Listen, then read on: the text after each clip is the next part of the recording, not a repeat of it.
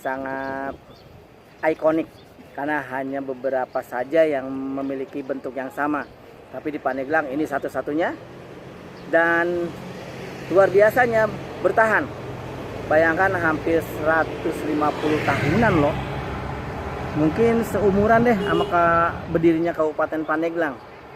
Jadi luar biasa banget.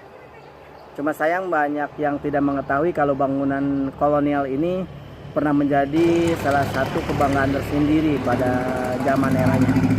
Dan ini adalah salah satu bentuk peninggalan warisan Belanda yang memang menjadikan Pandeglang sebagai kawasan kolonial.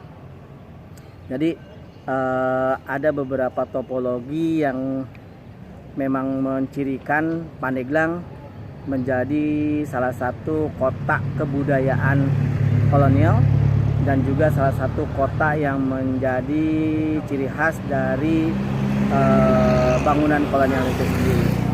Dan tentunya saya hanya bisa bercerita sedikit sepengetahuan saya dan juga mengutip. Nah, ini adalah batu-batuan yang timbul sebagai ciri khas Belandanya.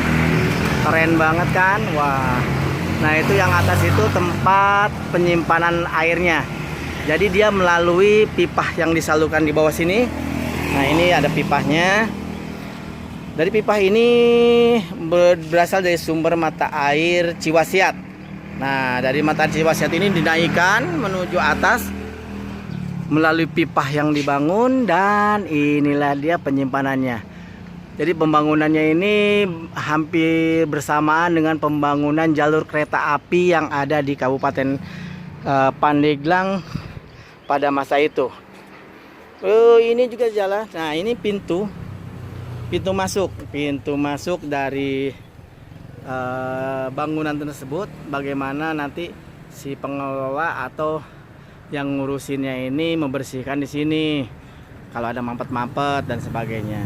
Keren ya Pandeglang loh. Sebenarnya banyak sekali hal-hal yang bisa diangkat dari Pandeglang. Luar biasa bukan?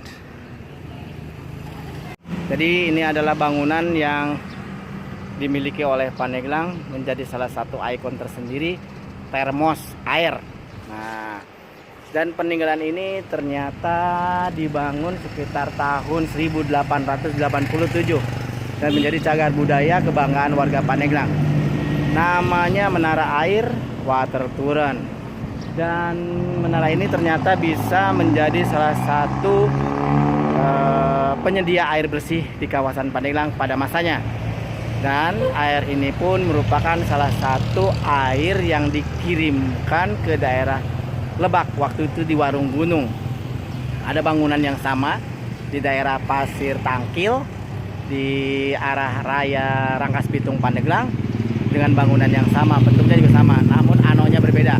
Kalau di sini 1887, kalau di arah Rangkas itu bangunannya berdiri di tahun 1930-an. Oke, kita lanjut.